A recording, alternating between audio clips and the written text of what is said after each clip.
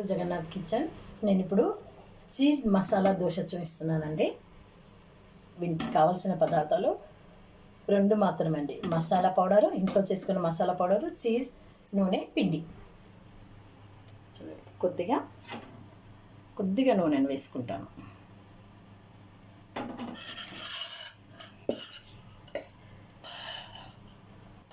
పెంక వేడిగా అయిందండి.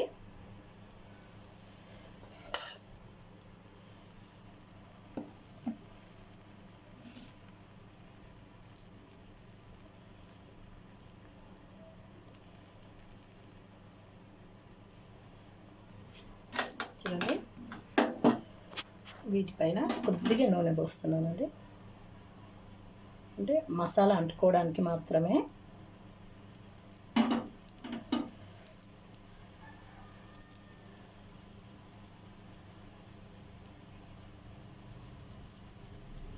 చెప్పాను కదా, మసాలా దీనికి తగిలే విధంగా అంతే. నూనె పోయడం అంటే మొత్తం నూనె కాదు, ఒక డ్రాప్ అంతే.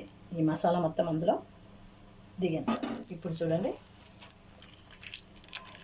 చీజ్ కనిపిస్తుందండి. ఇలా చీజ్ బాల్స్ ఇలా పెట్టుకున్నాం చూడండి.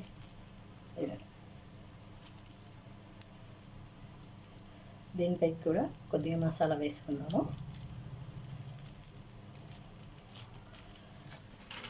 ఇప్పుడు వీటిపై కూడా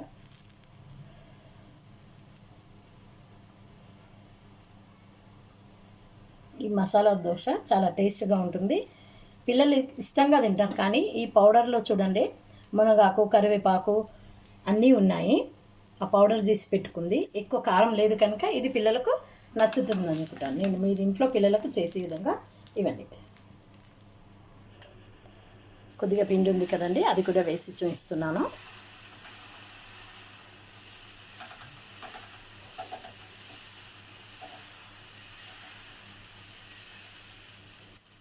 ఈ విధంగా వేసిన తర్వాత మళ్ళీ వీటిపైకి ఇప్పుడు